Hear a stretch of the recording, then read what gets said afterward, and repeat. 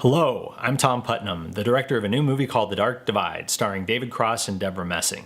It's based on a book and true story by Robert Michael Pyle. He's one of America's foremost nature writers and lepidopterists, which means he's an expert in butterflies and moths.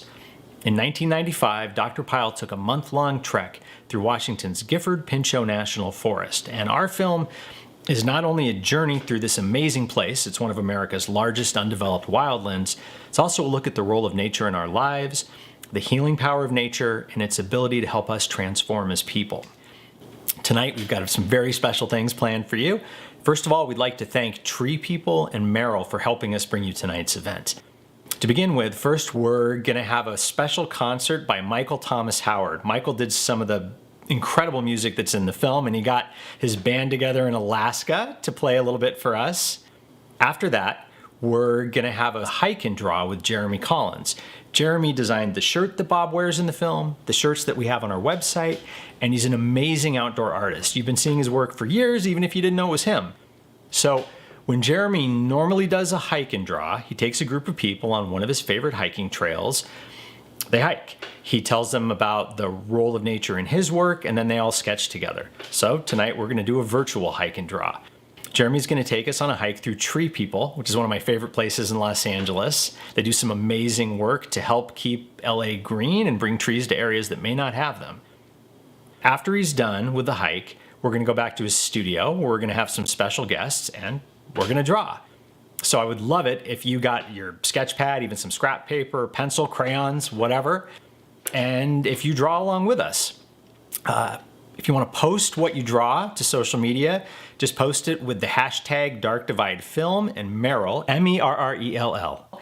And we're going to pick some lucky winners for some pretty cool prizes in the coming days. Let's roll them. Let's dial back on you being so miserable. I apologize, but my wife is Alive. I'm alive. Go look for specimens. Get away from me for a while. Well, they've been through an awful lot these last few years. I don't know what happens next, but I'll be ready.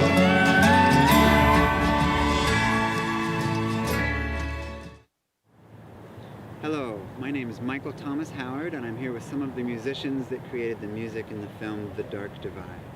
Our music is inspired by nature, and we hope that you're inspired by this song called Tiny Birch Basket we'll play for you.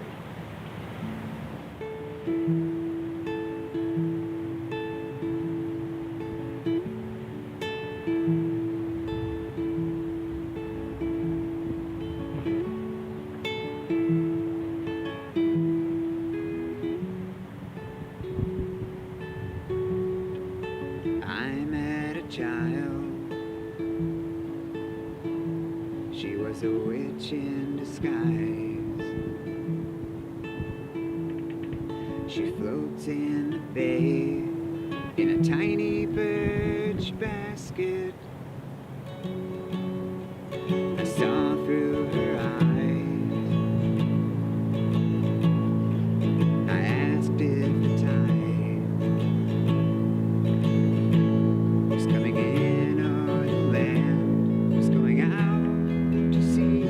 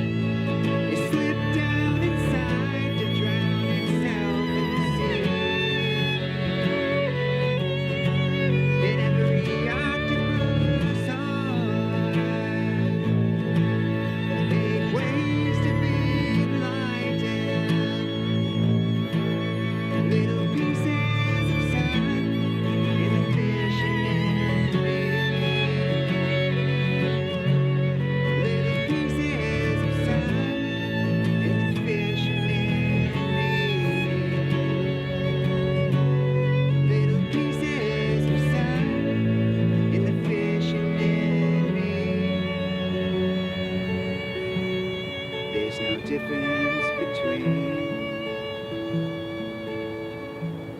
that child and me. We float in the bay in a tiny birch basket. We'll all float away in a tiny birch basket.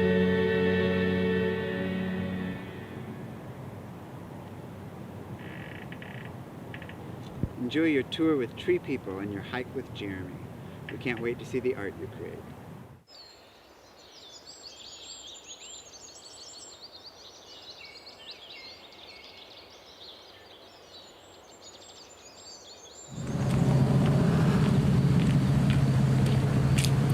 What's up, Jack? Hey, Jeremy, how you doing?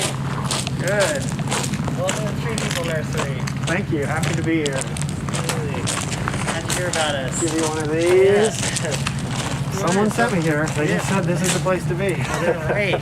So yeah, when we're not planting trees out in the city or wildlands, we come here. This is our headquarters. Okay. And we've been here over a little 45 years. Wow. So this is our nursery. what's Tree People? Tree People is an environmental nonprofit organization meant dedicated to planting trees to make LA more sustainable, fun, and healthy for Angelinos and the rest of the world. Amazing. You want to come inside? Absolutely. Let's check it out. So one thing that's special about our nursery is that before we enter, we have to spray our shoes. Okay. Most hikers don't clean their shoes between hiking locations. Certainly don't. Yep. These ones are getting pretty old and beat up. But Okay. I yours just are do nice this though. myself. All right.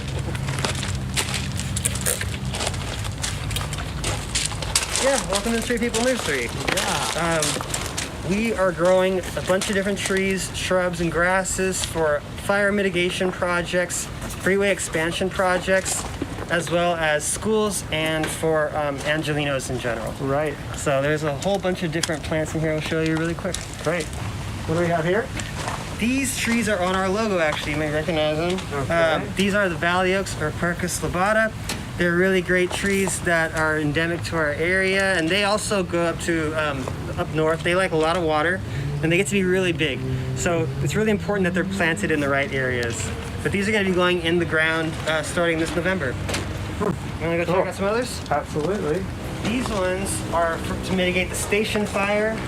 We can't get up there yet because it's still too dangerous. So our changing fire regimes are putting a lot of pressure on spaces like this. Okay. These trees are going to mitigate the expansion of the I-5 freeway, and that's part of our Paramount Ranch planting. So that's more of a civic relationship. Yes. Huh. These will be ready to pot up to zip sets. These ones are ready to go in the ground. Whoa. Zip set. What's a zip set? Zip set is a 96% biodegradable container, Okay. similar to like a cup of coffee. Yeah, I've seen those at trailheads when people doing projects there. So. Yeah, so we Always take this good. out. It gives the plant a nice deep root structure so that it can find water during heat waves and stuff, Right. and live a long time. But also, it saves me a lot of space. The traditional pots, you could fit 2 pots in there, but I can fit 16 in the same space. Okay. Let's go check out this table. These are the things that poke me in the butt when I'm sitting in the forest trying to dry a giant sequoia. They're sowing this, but yeah, they got to start somewhere before we can turn into a big sequoia or a big cypress or a big pine, Jeffrey pine. They start somewhere like this a lot of time when they're not in nature. Right. So what's a tree person? You are the tree people. What's a tree person? Anyone that loves trees and helps take care of them. Anyone can plant a tree, but making sure that it survives and reaches maturity and eventually becomes established where we don't need to maintain it as much anymore. That's what I would consider a tree person. So I guess I'm a tree person. You are absolutely a All tree right, person. excellent. I got to check out some of your art. It was really great. Thank you. I'd love to get a tattoo thing sometime. What is obviously nature inspires you. Nature inspired, yeah. Mountains, any place that I'm in the outdoors is where I'm at home. So it reflects in my work. You're definitely a tree person. Then. Yeah, tree person. Well, thanks for stopping by, Jeremy. Absolutely. We have such a beautiful park, especially at sunset. You definitely need to go on a hike before you leave today. I'm on it. Let's do it. I recommend you go toward Torrey Pines. Okay. It's right over that way. All right. All right, man. Very nice to meet you. Yeah, thank you for Take the tour. care.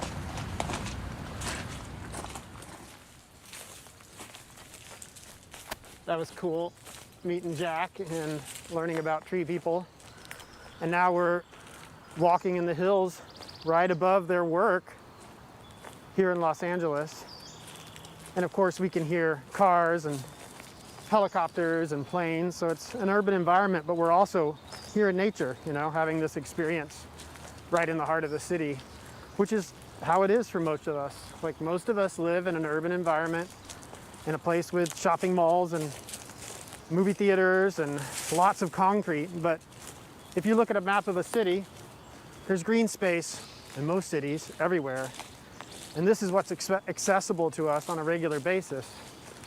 Even though I'm pulled to the mountains and try to spend my time pursuing adventure, really the truth is a lot of my time is spent in these places with my sketchbooks, creating on location, having these little moments of zen within an urban environment. And it's really cool what the Tree People are doing here, providing that space to their neighborhood and to the LA Basin. And I'm excited to see more of this place. I kind of have this argument that drawing on location in nature is for everybody. You know, if you're a person who likes to sing to themselves while you're driving in a car, you can enjoy the activity of drawing in nature. It's not just for professional artists. It's just not something you do for work. It's something you can do just to enjoy and connect with a place, more than just showing up and snapping a couple iPhone photos and forgetting about it. To sit down on a bench, sit down under a tree and draw for half an hour rather than snap, snap, snap and leave. It's something that's available to all of us.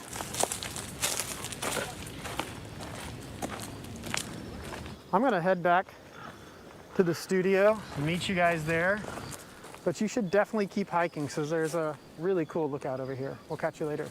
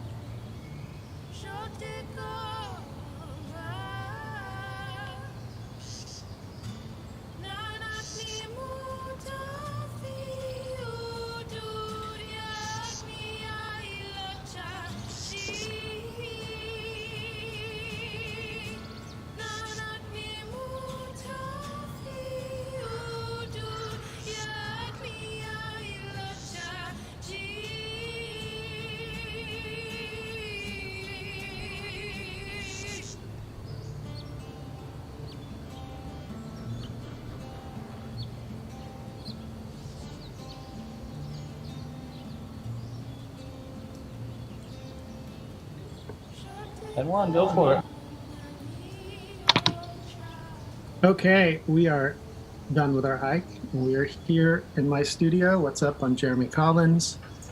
So psyched to have you guys here and to have this experience with you, all based around the film Dark Divide. We've got a lot of faces here, and spoiler alert, everybody's been making art while we wait for you to show up, and we've all kind of gotten the zone here. So you'll be able to look around and see all of our guests creating as we chat. We're going to have a good time this evening. I hope you are going to stick around with us. We'll have a chat. We'll make some art, talk about the film, talk about music. And I'm excited to welcome our guests. We have artist and Merrell ambassador, Latasha Dunstan. She's an illustrator, painter, and paint lover. Tasha received her BFA from Virginia Commonwealth University, which we'll talk about that later, Tasha. I've been there a few times. She focused on scientific and medical illustration. She's a hiker and camper, and we're so psyched to have her here to share a little bit of her work. Thanks for having me. Yeah. Then we have a musician, Michael Thomas Howard, if you want to wave. You guys just enjoyed some of his wonderful, wonderful music from the film, including the opener of the film. If you haven't seen Dark Divide yet, you'll get a chance to hear it. Michael grew up playing in punk bands in remote Anchorage, Alaska, and his elemental forces that helped him in Alaska form his voice as a singer-songwriter, as you'll see with a DIY approach to his music. Then we also have Gary Farmer, who is deep in his focus, working on his painting here. If you haven't seen the film, of course you will see it. Gary's been in over 100 film and TV appearances in popular films since the 80s. And he's got some good energy. How are you doing over there, Gary? You know, I'm losing sight of my picture. The light's going down. It might be an interpretive piece, you know, I think, more so than realistic. Maybe you should start using your elbows. It'll get a little more physical with it. Oh, man, I spent all the money to get these little brushes. I got to use them. You got to use them. Let's use them tonight. Yeah. Last and certainly not least, we have the writer, director, producer of the film, The Dark Divide, Tom Putnam. I'm here to show you anybody can draw. Give him a round of applause. Tom, you're kind of the reason we're all here tonight. You made something beautiful and something interesting, and we're all kind of gathering around and getting to know each other tonight. Maybe start us off with your inspiration, which I've not asked you yet. We've got to know each other a little bit, but I have not asked you what was your inspiration and how did you come to develop and produce The Dark Divide? I read the book about 10 years ago, and I grew up not too far from there, and it took place in like the middle of my childhood. All the places I went hiking and fishing and camping. I live in LA now, and my son's 12, and his favorite activities are hiking and fishing and camping. And I read the book, and it just kind of reminded me of this hole that I had that I didn't know about. And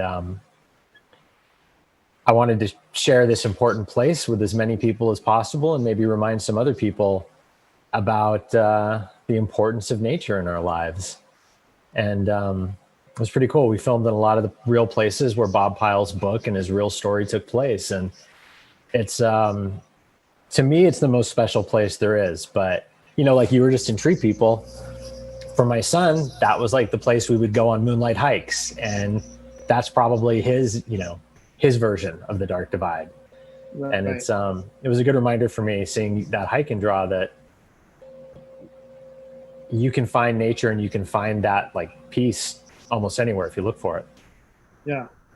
Well, I remember when you guys first reached out to me and said, hey, we've got this character and he needs a special t-shirt. And we found one of yours that we like, and we want to put our lead character, which ends up being David Cross, in this t-shirt. And I read a little synopsis of the film and I said, well, it kind of sounds like little bits and pieces of my life. I said, sure, I'll do it if you guys will give me a walk-on cameo. What? I didn't know that. Yeah. And they said the only scenes that you could possibly do a walk on would be in the next 48 hours. Can you be in Portland in 48 hours? Oh, that would have been so cool. I didn't even know that happened. Yeah. And I said, no, I can't. Were you surprised when you saw the movie? Did you know that your shirt was going to be essentially be David Cross's co-star for like an hour when he's hiking? I didn't know all the details of how it was going to be utilized. You know, we kept joking, and I'm sure you hate it, but that the shirt was going to become the Wilson of the Dark Divide. I mean, it is, right? That he was going to turn and be talking to the face on the shirt, and it would become his confidant on his travels. But I think the connection that we had and that I have with the film is a love of the outdoors, a love of adventure, and a love of asking questions and going into the outdoors to find the answer to those questions. So part of what I'm doing tonight is sharing a little bit about what I do, and then having this experience with you guys creating, though it looks like most of you guys are like 80% done with your your drawings already. But what I do is go on primarily climbing adventures and take along small handheld journals where I tell my stories through writing, mixing images and words and maps and observations on the way. And then I bring those sketchbooks, which I call time capsules, back with me.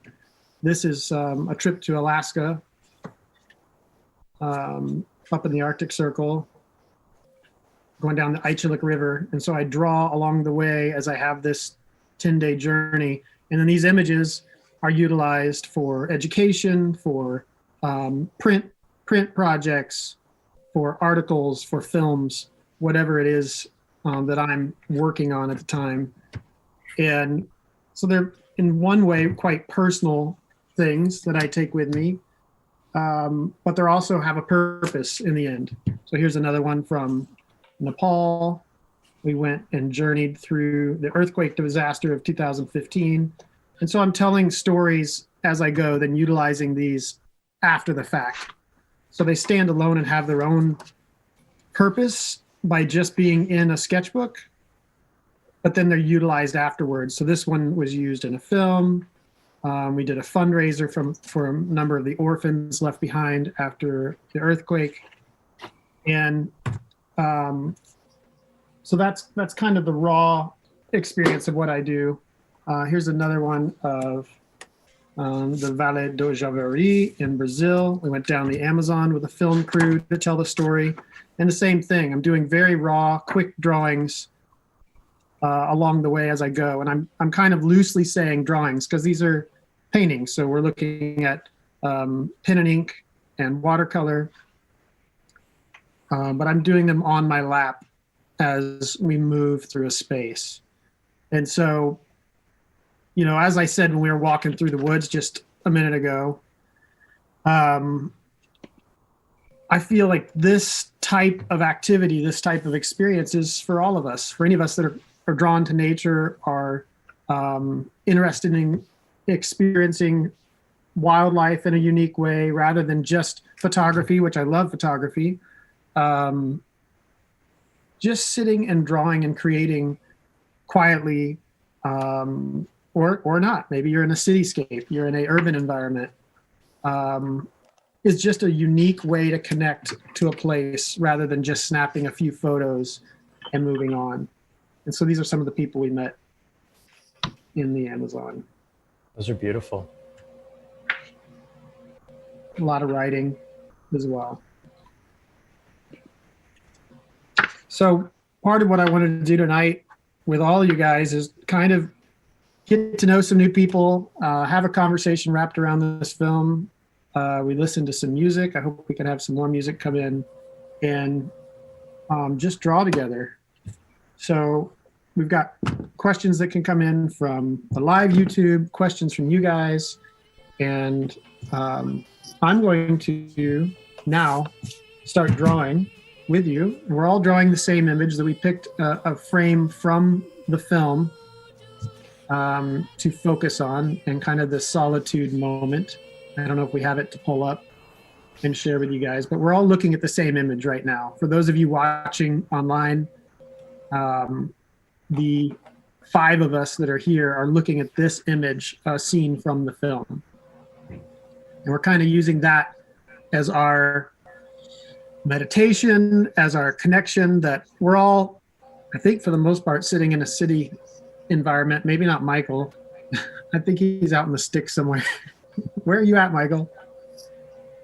I'm just outside of Anchorage, Alaska. So we like to joke that I'm sort of in between Alaska and not Alaska. Russia. You're out there. But for the most part, we're all in kind of an urban environment, but we're using this image and this kind of presence from the film. So I start, especially when I'm drawing at home, but sometimes when I'm drawing campsite, I start with a little Palo Santo. This is how I start my kind of chill out vibe. It's maybe a little woo-woo, but for me, it's kind of this statement that I'm welcoming creative time. Like, all right, it's time to chill out, turn off the phone, reduce stress, and kind of be present. And it may just be a placebo, but it's this thing that says, okay, I'm sitting here drawing. So I'm going to start drawing now with you guys, but I'd like to start by asking Tasha, as we get started, to maybe share a little bit about your work. Tell us your materials, kind of what I just ran through of my work. Maybe just let us know a little bit about your world. And I will tack on this question in the end. Do you have some sort of totem, some sort of thing that you use when it's time to start creating, like I just did? Okay, so hello everybody. My name is Tasha. I'm currently in Denver. I am a illustrator, a muralist, a designer. You said some of that stuff earlier. And I am also a plein air painter, funny enough. And so all of that stuff about the connection to landscapes in a different way, I totally understand, because I do a lot of that here in Colorado. Tonight I am using some watercolor paper and a teeny tiny moleskin with some, I forget what brand of paint this is, but just watercolor paint. And then these travel water brush pens. I don't know if you use these, Jeremy, when you're out and about, but it's like the paint brushes that you can. You mean these? Water in the handle, yeah. So that's what I'm using tonight. This product just made me happy and mad at the same time, because it was an idea of something I wanted for so long. Isn't it genius? Yeah, I fiddled around with trying to make my own, and then finally it shows up as a product. So I don't know which camera to show this to, but it's a filter and a plastic tube that the body is full of water, and then you can dip it in your paints and then squeeze water out of the body, so you're constantly wetting your watercolor. Cool. Super cool. So go ahead. Good, Tasha. Yeah, so I think I just have to do the last part, which was, do I have a totem? Well, no, I guess I should say more about my work. Yeah, I want to know more about your work, because I only got familiar with it today, and I was just enamored cruising through your Instagram, like, oh wow, she's got a lot of diverse stuff she does. So maybe share a little more about it. Yeah, I wouldn't say that like I do a lot of like one thing. Because I do really large scale stuff like murals, and then I also do editorial work with different magazines like Outside Magazine, Taproot Magazine, some local stuff here in Denver. I also do brand partnerships, like working with Merrell, which is super fun. We make fun things like shoes, clothes. I just capture cool content for them, and that's really fun. And what else? A lot of my work is really just inspired by nature. My experiences outside, my experiences as a Black woman, I kind of bring all of that stuff together. And I really engrave that into almost every project that I do, no matter if it's like something like a movie poster to something like someone's logo or whatever. it's always some type of natural element. That's what I'm inspired by the most.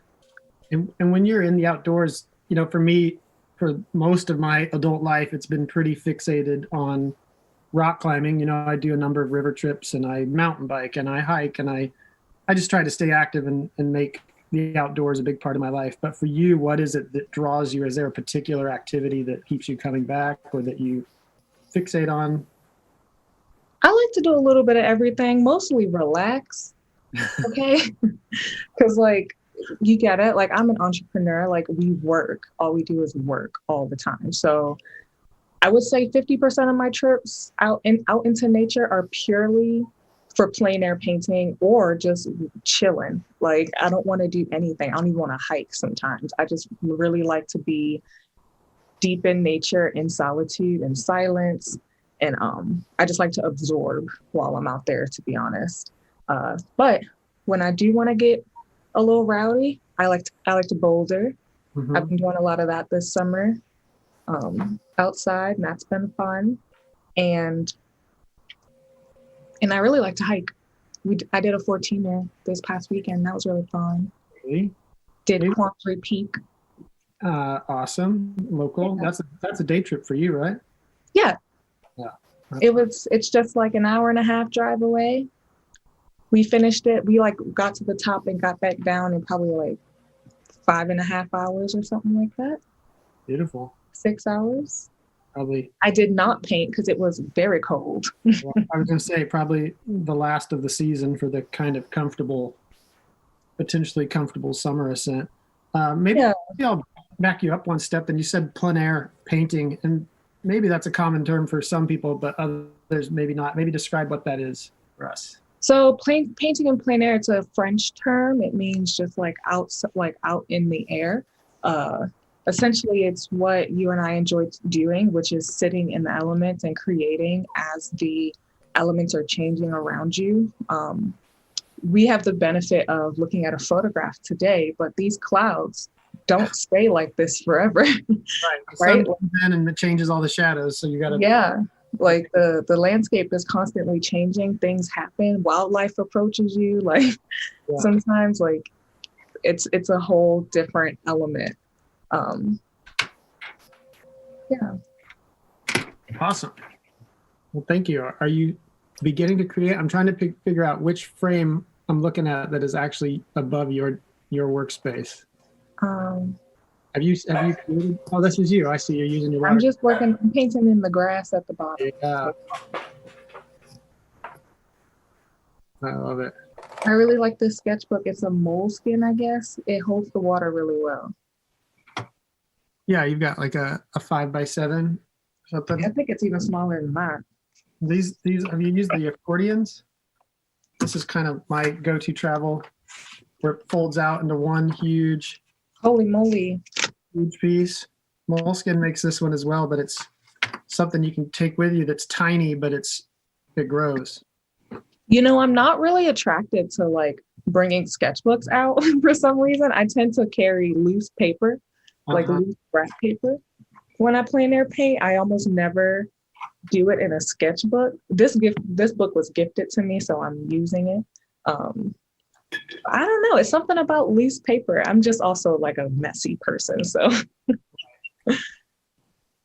Speaking of messy, let's talk about some of the other art we're looking at. Uh-oh. I'm just messing with Tom.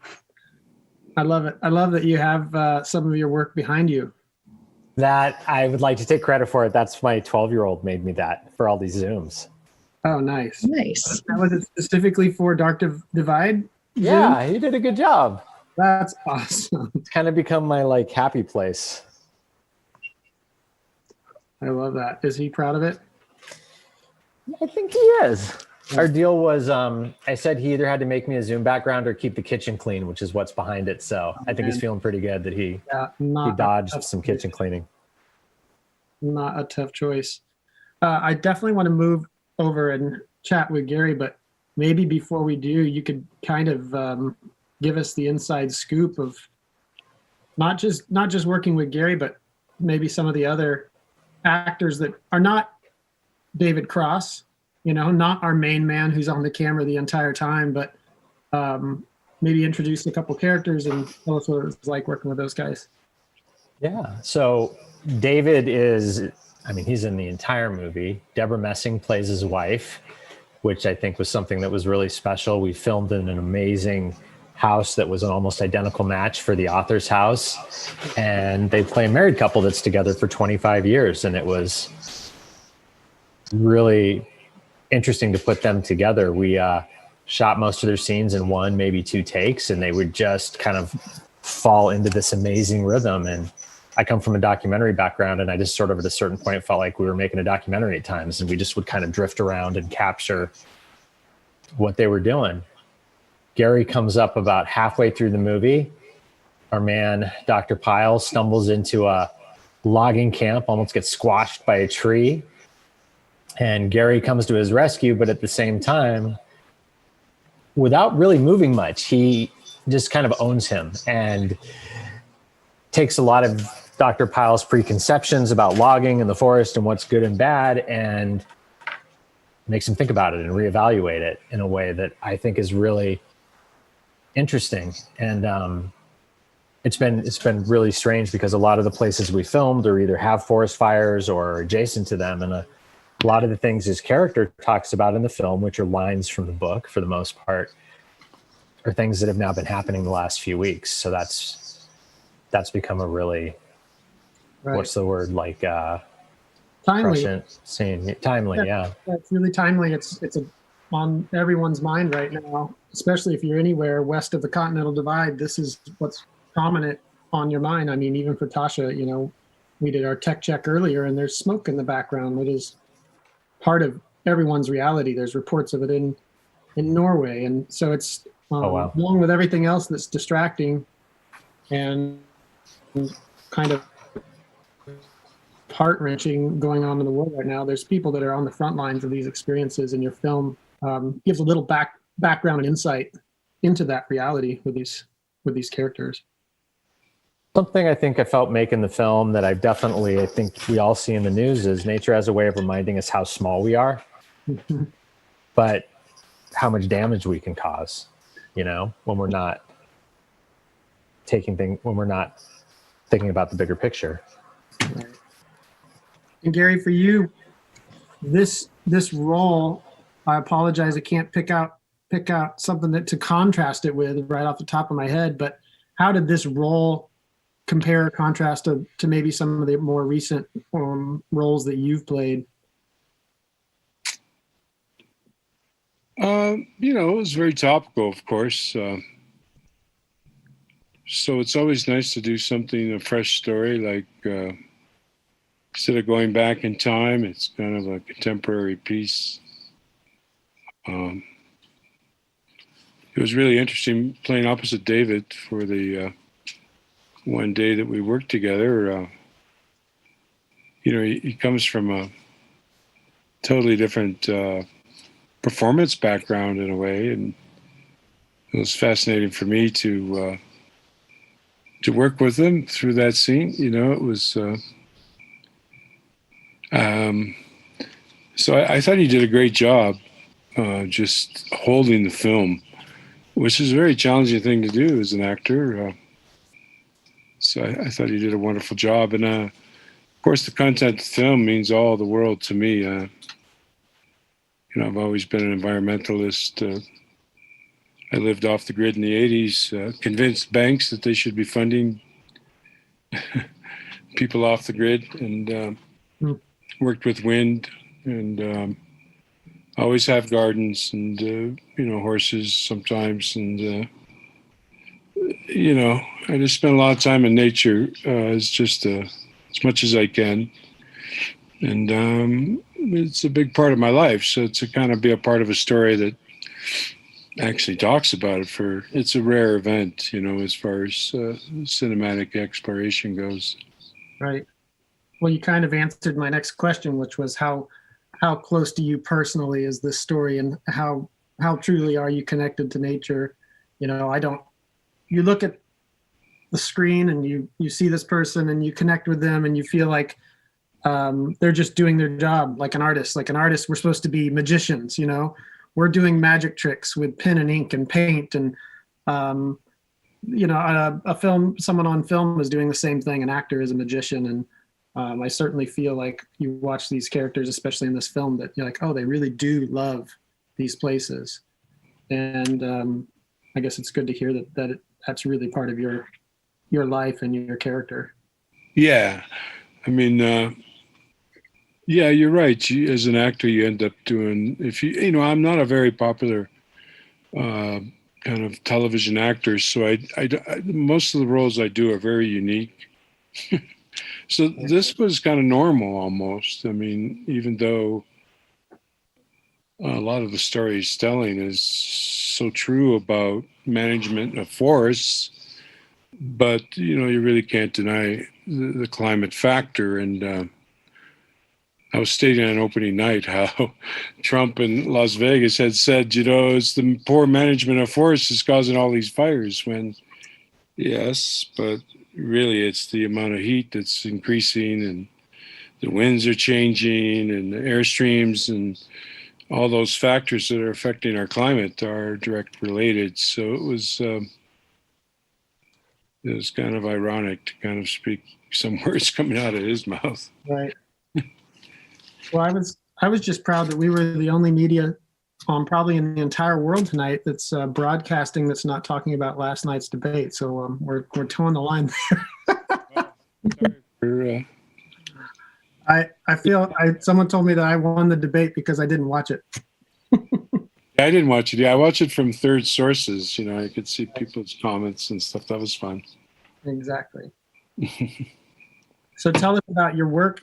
I don't know your work, but it sounds like you are a painter, either newly or historically. You know, this is probably my second effort ever. Oh, very new. In fact, my very first effort, when I mentioned the event, and my friend owned a bakery where I used to live in this really isolated spot.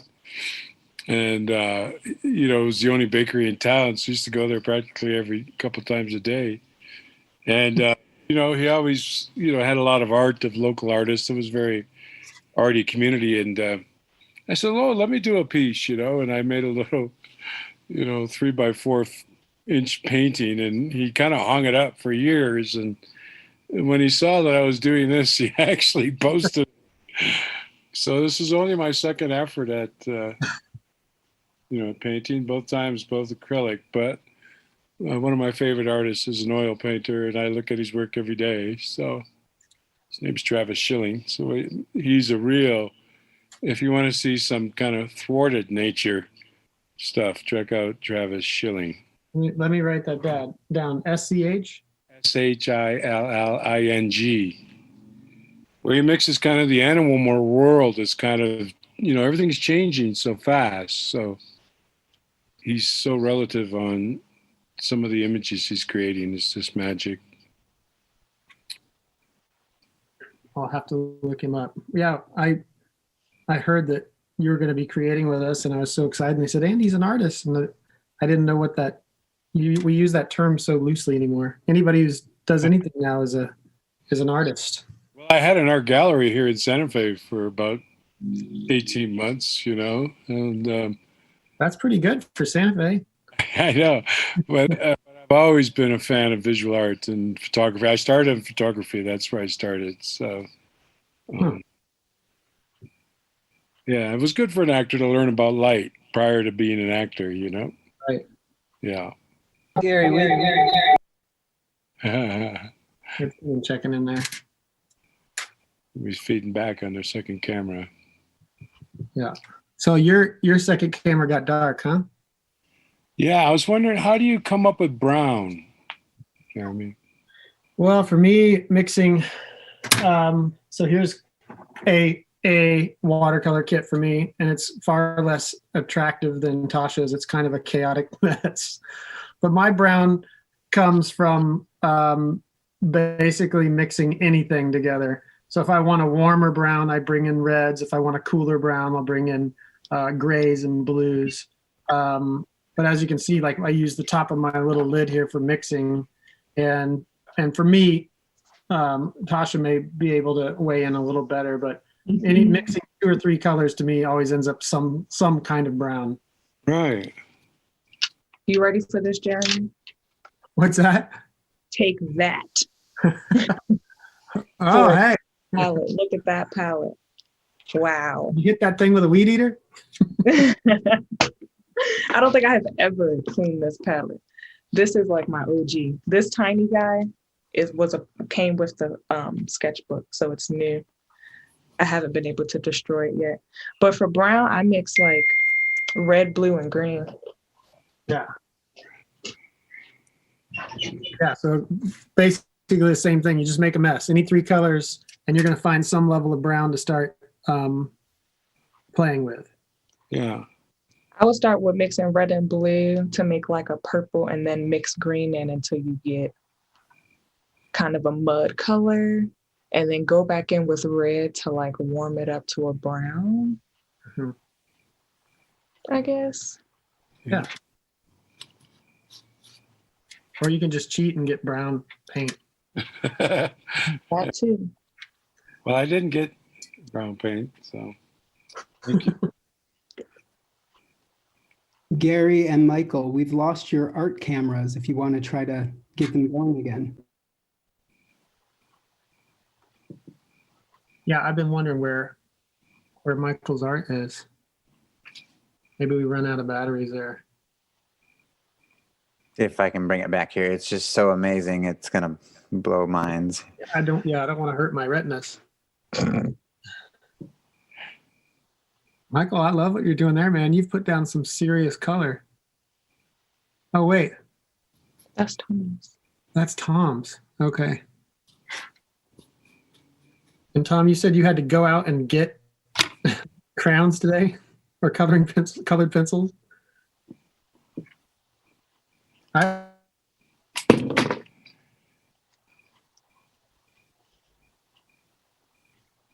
So for mine, I've come in and done, it's not a derogatory term, but a cartoon. Basically, it's a term for just a quick, loose drawing. And I've come in and just laid in kind of my foundation. My underpainting, if I was painting is strong, high contrast, curvilinear lines. Generally speaking, those lines are inspired by things that I see in nature. So lines in clouds, or lichen moving its way down the rock, iron moving its way through sandstone or granite. And I take that line work and involve it in my work constantly, no matter. And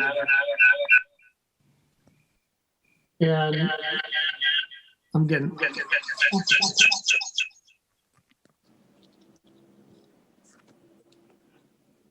Sorry. That's all right. And so there'll be seasons where I do full color.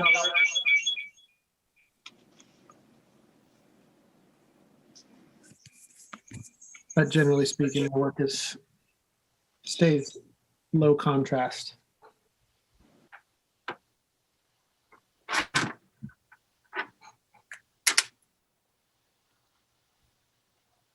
And so if we were sitting out on this location and my buddy was sitting there haunched and he's like, hey man, my hamstrings hurt, I would snap a quick iPhone photo and maybe finish a drawing like this in my tent later. A lot of the sketchbooks I carry with me, I'll start on location, but then, like Tasha was saying, the wind kicks up or it gets hot, or all of a sudden I'm swarmed by mosquitoes and I have to bail and I'll finish the drawing later. And that's kind of why I call them time capsules instead of sketchbooks. They're these things that are for me to look back on an experience and remember that moment. And, I'm looking over at my bookshelf. I've got 30 plus sketchbooks over there from travels. And some of them will sit there unopened for years and years. Others will become part of book projects. That was one of the things I wanted to show, is a little kind of behind the scenes process. on a project that I did recently. But I've got built this toolbox of watercolor shapes. I went through and looked at hundreds of drawings that I had done for this project and just built a toolbox of color. And so these watercolor textures were all consistent, but each one a little unique. And so I built this toolbox of abstracts to then utilize for a book project I did with the biologist Ken Keffer, and it's the Earth Almanac. And so all those watercolor pieces were celebrating the 50th anniversary of Earth Day. And so then I took all the nature drawings in this book and utilized that watercolor for this wonderful book. But that kind of shows you just the simple things we can do at this scale, how you can utilize it. That is so cool.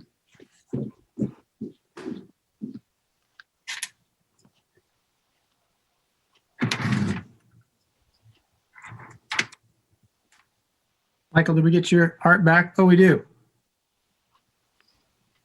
Yeah, I'm surprised here. You must be a pretty good teacher. And Tasha's, that's amazing. Thank you. Yeah. Is painting a part of your program, Michael? It's not. I have the desire to draw or something. I get these weird cravings, like to do anything other than play the guitar sometimes, you know. But I don't have any skills necessarily. But I've made a few doodles. I've drawn a few of my like show posters, like concert posters, and that seems like a good starting place, you know. Right. But this may be my finest work to date. I love it. I like that you got started as soon as we logged on. You were going for it. You know, it gets That was Gary. I've been waiting all week to do this. Maybe tell us a little bit about your experience working on working with and on the film score. I know the Avett brothers were involved as well. Give us a little behind the scenes. Sure, and maybe Tom can hop in there too. But you know, it's like I'm from Alaska. I've lived in Oregon a lot of my life as a musician, so in and out of Anchorage and Portland. So obviously my music is naturally inspired by the places I live in. You know, I'm definitely part Alaskan and part Pacific Northwest. So just different themes in my music. You know, a lot of what Tom ended up using in the movie was the instrumental side of things, which is interesting because I'm usually so lyric heavy. So it was kind of a surprise. It was really a surprise for me to see what, you know, Tom was able to do, landing on some of my music and removing the voice and letting the music do what it does. And when juxtapositioned, I guess, with what was going on the film, it surprised me. Oh, the soundtrack is beautiful. Like, it's one of the things I noticed right away. Very cool. Yeah, in the first few minutes of the film, you can see that. And Tom, how did you find Michael and his band? So the movie doesn't have a lot of dialogue in it, if you've seen it. And I was searching and searching for music that I thought would capture what was happening inside the main character's head. And the Avett brothers definitely came in for a part of it, which I think they have the sort of innocence and excitement of it. But there's these sequences where he starts to sort of, I don't know, fall into himself and really start thinking about things. And I searched and searched and searched and came across Michael's music, and it made me feel a way that not a lot of music has made me feel. I mean, you hear it and it somehow combines like an innocence. There's a certain joy to it, and yet at the same time you feel that there's some heartache in there too. I don't know. I don't know how you do that, Michael. And I just started putting it with the picture, and all of a sudden the movie kind of came to life. I mean, originally we were going to have narration for part of the movie, and Michael's music became the narrator. It did such a wonderful job of just telling us what was going on. We ended up not needing it. Right. Michael, were you creating new pieces for the film? Tom and I had some back and forth about that. Ultimately, no, we did not end up doing that. That's the short answer. Right. Yeah. But they had to be retooled for timing or whatever. Michael, where do those feelings come from in your music? To me, that it's there's such personal music, even when there's no lyrics. I feel like you shine through that.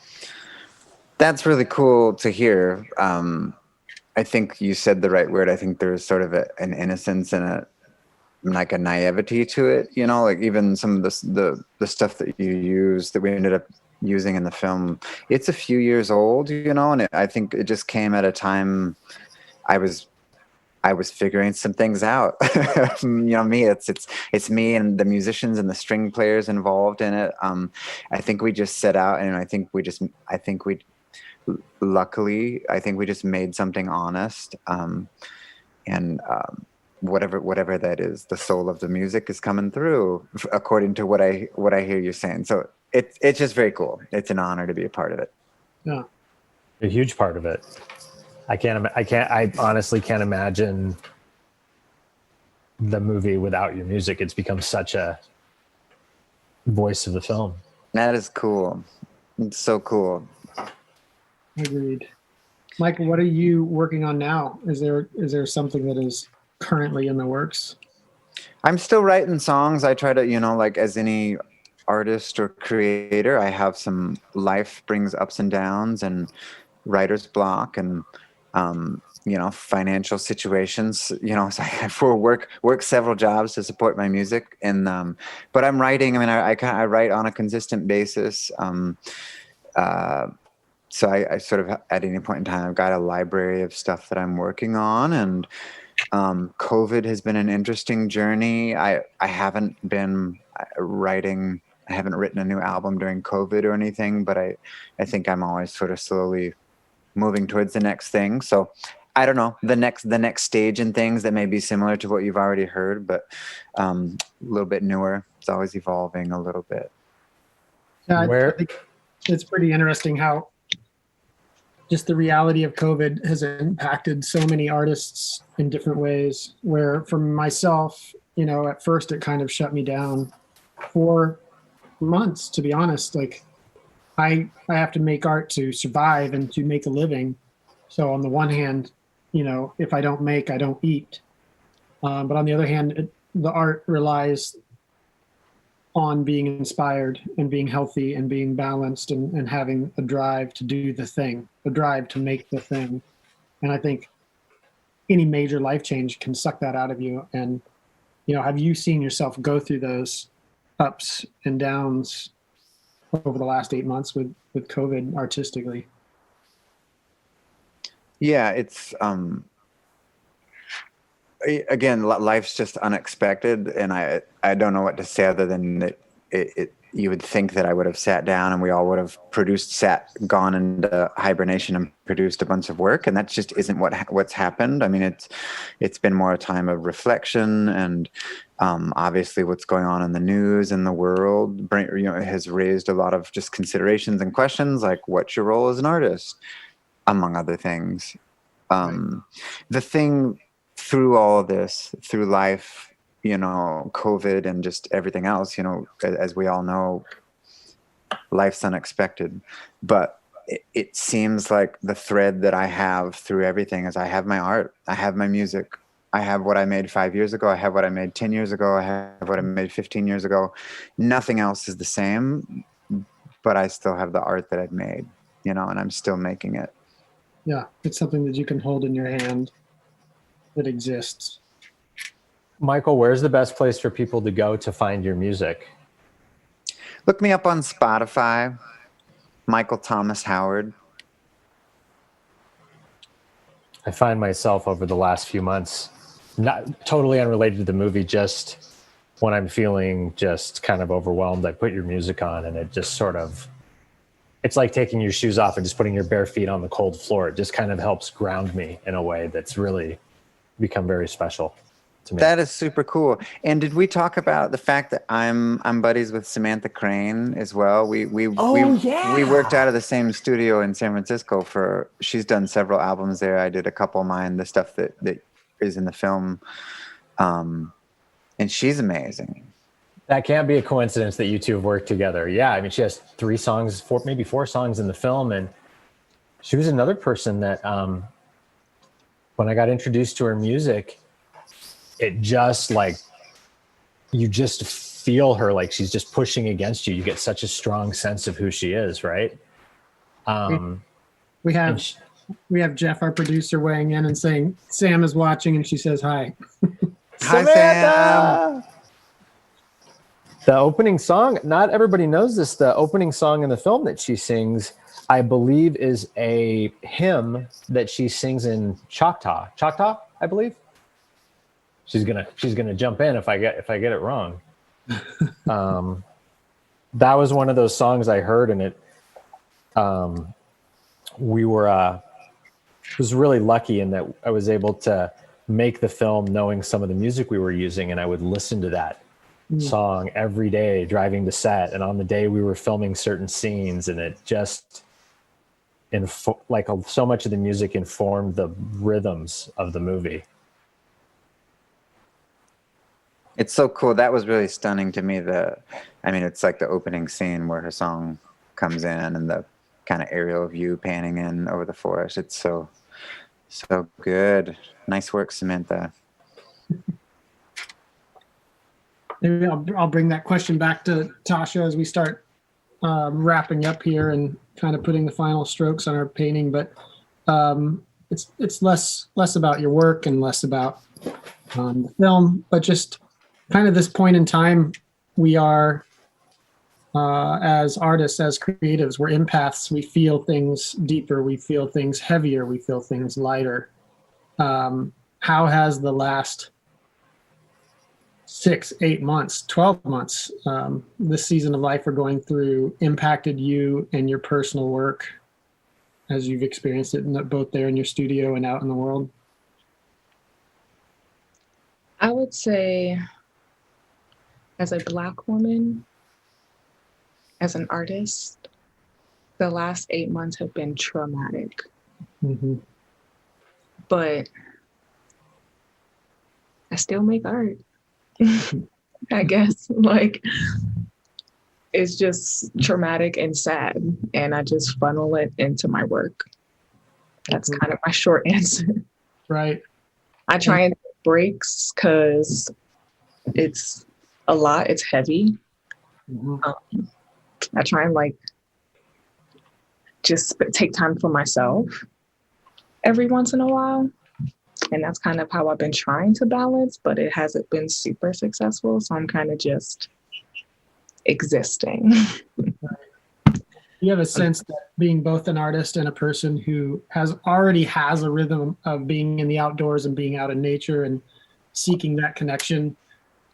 In some ways, you have a one-up on experiences like this, where you have an outlet that you've already put into your life, where it's like, right.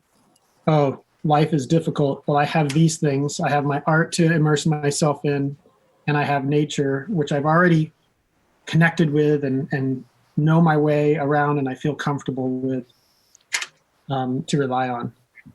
For sure. But then there's times like this, right, where it's where we're pretty much kind of still social distancing and staying at home. And for me out here in Colorado, the outdoors hasn't really been a huge option because of the wildfires. The air is just not okay. And then even before the wildfires, our air was still not okay. So it's just been a kind of tough summer here in general for nature. And not to say that's holding everybody back. I just have sensitive respiratory areas, so I just don't. If I can't see the mountains, I don't go. Pretty much. Right. Anybody else have any way in to that? Gary or Tom? About how it's been the last few months? Yeah, as creatives, as artists, and people that love the outdoors. It's been hard. I mean, I'm somebody that usually once a month we go camping and we go hiking, and we're trying to be outside a lot. And for me, it's been hard to see the effect it's had on my son. Like it's been months of just being cooped up in the house, or now only seeing his friends through Zoom. And I just think about like, there's going to be, better part of a year of his life that's just spent inside. Yeah. And I sort of just wonder about the effects of that. I think for me personally, in a way I'm lucky because it's just this, with this movie, that's taken a lot of my energy, right? So you get to focus on something, but it's hard. Today's the day after the debate, right? The first debate. And I found that just to be like spiritually kind of draining. I woke up this morning and just felt like kind of empty. Yeah. So Totally. yeah.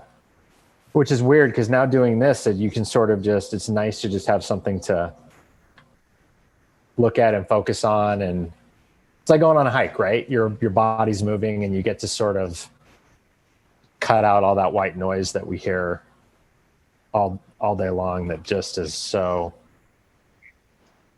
I don't know, just siphons so much out of you. Yeah. How about you? Oh, like I was saying, I've gone through waves. I've had brilliant moments and I've had kind of horrible down in the dumps moments, not only creatively, but physically too, just sitting on the couch and flipping through the news. And, you think you can handle everything. And then all of a sudden George Floyd happens and you can't look away. And all of a sudden you're reading article after article and watching news report. And on the one hand, you want to be informed and involved and you want to care and get engaged. But on the other, you just want to turn it all off and look away. And that's a scary place to be, not knowing, how much do I allow this into my life? How much do I allow, on the one hand, my empathy to overwhelm and kind of overtake my work and my time, and then also step away and like Tasha was saying, is just like disconnect from it. And it's been difficult. The last few weeks have been fair, but it's also because I'm not watching the news quite as much. But we made the choice to go watch the sunset last night, sitting on a rock, and watch the full moon come up instead of watching the debate. And this morning, the first thing I did was wake up, turn on my phone, and look at the news about it. So I think we're, I guess it's all about balance, trying to step in and then step back, step in, step back as someone who cares and wants to know what's going on as a creative and as an outdoors person. One of the things I want to do as we wrap up is kind of share where we're at with the work we did over the last hour. And then we'll wrap up. I can share mine. This turned out to be a pretty traditional, I don't know which camera I want to go to here. I'll go up to this one. This turned out to be a pretty traditional piece for me that I would do in my sketchbook. Loose, quick, a lot of hashed lines and curvilinear lines to define a space, but very loose. This would be something I would do out on a day in the mountains. Classic me, Tom. Classic Jeremy. Classic Jeremy's pretty great. Let's see yours. I love it. Got the red backpack in there. Yeah. Big sun. Did I do good? Did I get all the colors in? Yeah. Did I use all the colors? I love all the purple you brought in. Too many people. Gary started before anybody. Yeah, Gary, you've been playing for a while. Let's see yours. You're on mute, buddy.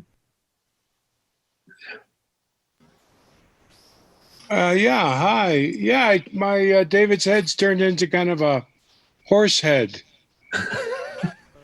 Maybe moose. So it's realism. Well, it's pretty abstract, I suppose, but not as nice as. But I kind of like it. It looks good in the camera. You know, I think I could work on it more and keep filling in detail, and eventually I'd get somewhere I'd be happy, I think. Yeah, well, we got time for that. Yeah. Michael, yours looks great. For some reason, I haven't had yours on my feed. That's cool. Yeah, Michael. Nice. I'm happy with that. So that was watercolor and colored pencil, or just watercolor? No, I used some pen and colored pencil. Love it. Yeah, that red backpack is the real centerpiece there. Yeah, I was scattered looking all over my desk for something red, and I didn't have it, so I didn't get that punch at the end. Tasha, this is wonderful. Is this something that would be a traditional thing that you would do in your sketchbook while you're out doing plein air? Yeah. I like working really small because I can get a lot of detail in a little bit of time. Yeah. That's why I put a circle around mine, so I wouldn't find myself and just say, you only work inside that circle. Yeah. But I got my little dude. What was in there? Oh, goodness. Got my little dude there. And I got the bags. I like it. Awesome. Well, it was I think the fun. sky is my favorite part. Yeah. Because there is paint there. It's hard to see on the phone. Right. Yeah. It's fully overexposing it. Awesome. Well, man, I enjoyed hanging out with you guys. I finished half my drink, so that's great self-control. Cheers to everyone this evening. Thank you, Jeremy, for being our guide. Can we do this every night? Yeah, I was going to see you guys at breakfast. Excellent. Those of you that are still watching, you can post the artwork that you created with us to Facebook or Instagram using the hashtag Dark Divide Film as one word, hashtag Dark Divide Film, and then tag Merrell, Merrell, for a chance to grab some Merrell footwear after the fact. I hope you guys have enjoyed hanging out with us. I certainly enjoyed getting to know you guys. And I guess that's it for us tonight. If you guys want to say bye and get back to creating, which is what we all really want to do anyway. We should tell people how to see the movie. Oh yeah, the movie. That thing. I almost forgot. If you want to see what we've been talking about, you can go to darkdividefilm.com. It's maybe playing in a theater near you, but it's definitely playing on your computer or TV if you want to watch it online. That's darkdividefilm.com. And you can see Jeremy's shirt is basically our co-star in the movie. His famous shirt. Yeah, it even gets a credit. Yeah, it does. Thanks. This was amazing. This is just what I needed today, actually. Yeah, it's perfect. Thank you guys so much for joining us, and we'll catch you around. I'm sure we'll see you somewhere out there. Okay. Have a good night. Thank you all. Take care.